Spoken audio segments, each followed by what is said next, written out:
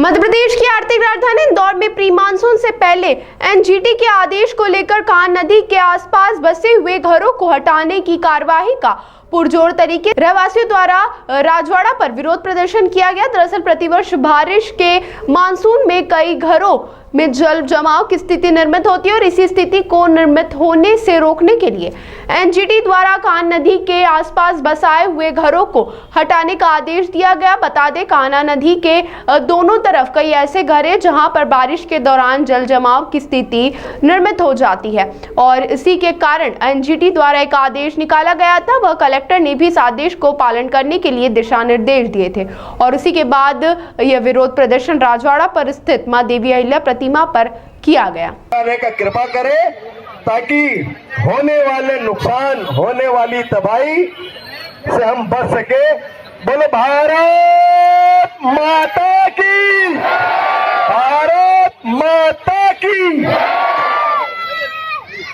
हमारे बीच ये जन आक्रोश किसी एक परिवार को लेकर नहीं है, ये जन आक्रोश पूरे इंदौर शहर के नदी और नाले किनारे बसे हुए परिवारों का है।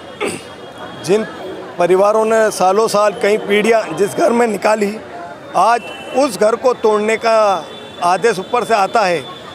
मीडिया के माध्यम से पता पड़ता है कि भाट मोहल्ला का परिवार यहाँ से लेकर यहाँ तक, मच्छी बाज़ार के घर 150 घर, भाट मोहल्ले के घर, भागीरथपुरा के घर और गुरु नानक कॉलोनी, प्रेम नगर, लाड़का नगर, ये सारे एरिया के जो घर सालों साल से पीढ़ियों से रह रहे थे, आज एनजीटी का एक आदेश आता है। एनजीटी के आदेश पर आधारित होकर इंदौर कलेक्टर उनको तोड़ने का निर्णय लेते हैं, जिससे जन समुदाय में बड़ा आक्रोश था और सभी भयभीत अपने आप में वातावरण निर्मित हो गया।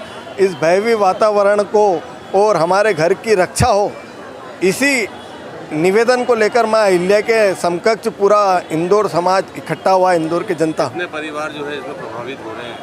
कम से कम इसमें 15,000 परिवार प्रभावित हो रहे हैं।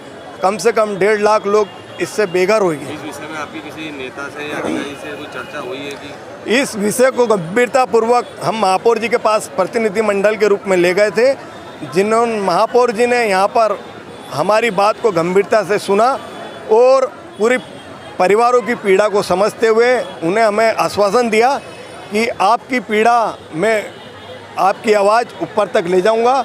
यह जो कार्रवाई है, यह कार्रवाई मुझे भी कहीं ना कहीं अनुचित लग रही है।